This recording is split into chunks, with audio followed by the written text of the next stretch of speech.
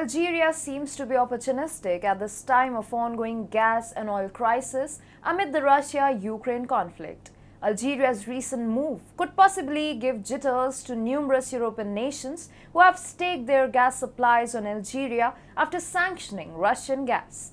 Wondering what is that Algeria has done to make Europe anxious? Let's find out. Hello and welcome to TFI Global, the foreign affairs and geopolitical analysis arm of the TFI Media Group.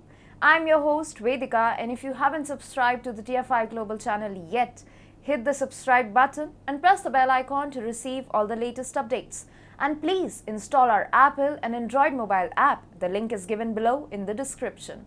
Europe has been in tailspin ever since it made a terrible decision to impose sanctions on Russian oil and gas.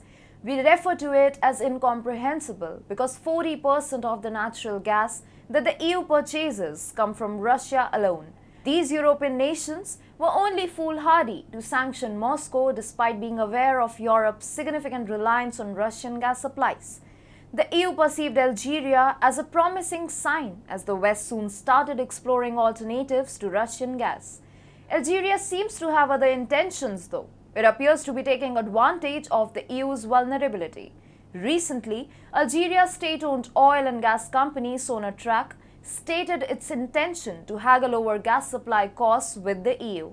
In other aspects, it is attempting to carve out new provisions in its long-term contracts with European buyers to profit from significant increases in the price of gas around the world. Sonatrach has very strong bargaining power because it has got the gas and realizes that Europe needs it, one source said.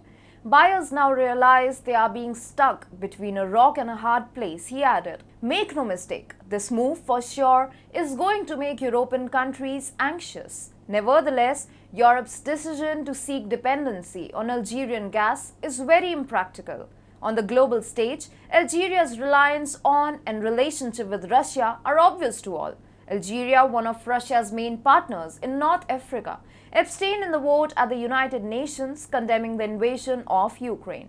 Similarly, it voted against suspending Russia from the UN Human Rights Council, making it the only Maghreb country to support Russia in this regard.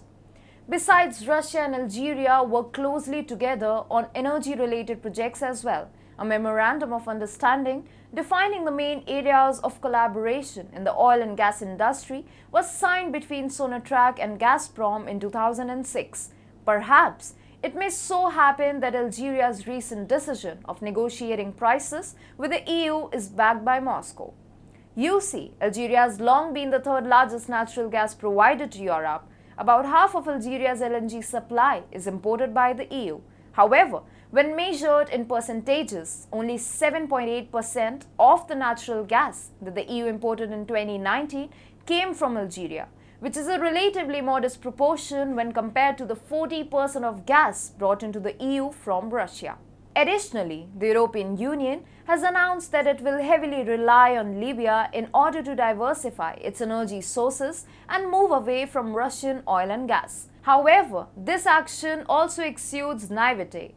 Currently, a severe political crisis is tearing apart Libya. Many gas facilities in western Libya are still held by militias as a result of the struggle between the current government of Fathi Bashagha and the previous government of Abdelhamid al-Dabaiba. The regime of Fathi Bashagha also enjoys a substantial support from Russia. Therefore, Libya cannot be a trustworthy ally of Europe. Finding a replacement for Russian gas has become an unmitigated nightmare for Europe. Their populace has suffered greatly as a result of the gullibility of Western leaders. It is time for Western countries to reconsider their decision to impose sanctions on Russian oil and gas.